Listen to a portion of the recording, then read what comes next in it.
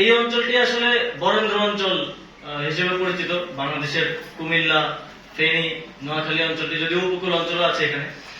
এই অঞ্চলে আসলে সাধারণত বন্যা পরিস্থিতি হয় না, ঘূর্ণিঝড় সহ যে সামুদ্রিক দুর্যোগগুলো আছে সেগুলোর মুখোমুখি হয়, কিন্তু বন্যা পরিস্থিতি হয় না। সুতরাং সেই প্রস্তুতি, যেমন বোটের অপর্যাপ্ততা, লজিস্টিক্স এখানে নেই, যেটা উত্তরবঙ্গের যে জায়গাগুলোতে প্রায় নিয়মিতই বন্যা হয় সেখানে সহজলভ্য। তো সেজন্য আমরা প্রাথমিকভাবে একটু কষ্টের সম্মুখীন হচ্ছে, কিন্তু অন্যান্য জেলাগুলো থেকে বোট আসছে এবং লজিস্টিক্স আসছে। আমি আসার সময় দেখছিলাম ট্রাকে করে অনেক জায়গা থেকে বোট নিয়ে আসা হচ্ছে। এটা সম্ভব হয়েছে আমাদের ঐক্যবদ্ধ প্রচেষ্টার কারণে, এবং যেই সহমর্মিতা সৃষ্টি হয়েছে সারা দেশে, যেই জেলাগুলো বন্যা দুর্গত হয়েছে তাদের প্রতি সেই সহমর্মিতা এবং সহযোগিতার ভিত্তিতেই দুর্যোগকালীন পর্যায়টা আমরা মনে হয় উত্তরে যাচ্ছি আস্তে আস্তে, কারণ বিভিন্ন জায়গা থেকে পানি নেমে আসছে। ফেনী থেকে যতটুকু জানতে পারলাম পানি নেমে যাচ্ছে।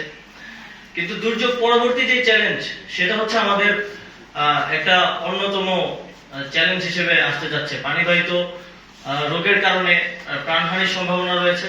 সেটি মোকাবেলার জন্য আমাদেরকে এখন থেকেই প্রস্তুতি নিতে হবে। সেটি মোকাবেলার জন্য ঢাকায় যথেষ্ট প্রস্তুতি নেওয়ার চেষ্টা করা হচ্ছে। বৈষম্য বিরোধী ছাত্র আন্দোলন থেকে শুরু করে আরো অনেক স্বেচ্ছাসেবী সংগঠন এবং সরকারও যথেষ্ট ত্রাণ মজুত করার চেষ্টা করছে, ত্রাণ মজুত করেছে। যেহেতু যোগাযোগ ব্যবস্থা আশা করি পানি নেমে গেলে আরেকটু শিথিল হবে, সেক্ষেত্রে আমরা সেই ত্রাণগুলো পৌঁছে দেওয়ার চেষ্টা করব, আপনাদের কাছে পৌঁছে দেব। তবে ডিস্ট্রিবিউটটা আপনাদেরকে করতে হবে। ঢাকা থেকে যারা আসবে তারা এখানকার অবস্থা সম্পর্কে অবগত নয়, তাদেরকে সহযোগিতা আপনারা করবেন, এটা প্রত্যাশা করি। এবং শুধুমাত্র যোগাযোগ এবং যাতায়াত ব্যবস্থা যেখানে ভালো সেখানেই না, প্রান্তিক পর্যায় পর্যন্ত যেন ত্রাণ পৌঁছে দেওয়া যায় এবং সমবন্টনটা যাতে নিশ্চিত করা যায়, এটা আপনারা নিশ্চিত করবেন, এই প্রত্যাশা থাকবে।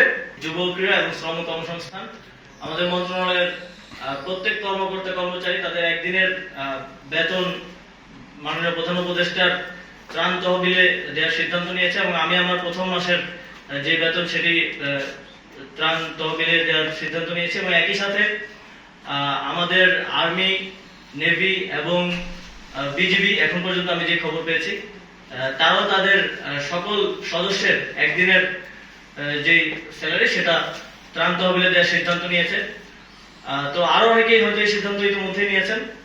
তো আমরা শুধুমাত্র শারীরিক ভাবেই না, আর্থিক ভাবেও এবং প্রত্যেকটি জায়গা থেকে যে যেভাবে পারি দেশের এই ক্রান্তিকালে এগিয়ে আসার আহ্বান থাকবে।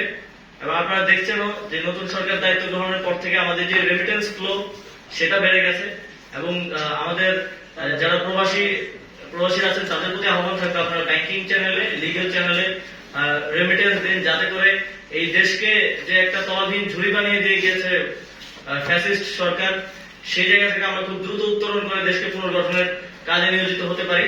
এই পরিস্থিতিতে আমাদের প্রয়োজন হচ্ছে জাতীয় ঐক্য। জাতীয় ঐক্যের ভিত্তিতে এই দুর্যোগ এবং এই দেশকে যে 17 বছরে ঘুরে ঘুরে নষ্ট করা হয়েছে সেখান থেকে উত্তরণের জন্য আমাদের একটি জাতীয় ঐক্য প্রয়োজন। এবং আমি যখন কুমিল্লায় মত বিনিময় করেছি, আজকে নোয়াখালীতে এখন মত বিনিময় করছি, এখানে সমাজের সব পক্ষের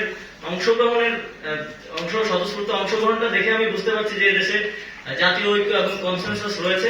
এখন সেটাকে সমন্বয়ের ভিত্তিতে, সুষ্ঠু সমন্বয়ের মাধ্যমে যেন আমরা অ্যাপ্লিকেশনটাও করতে পারি, সেদিকে সবাই নজর দেবেন এবং সবাই চেষ্টা করবেন।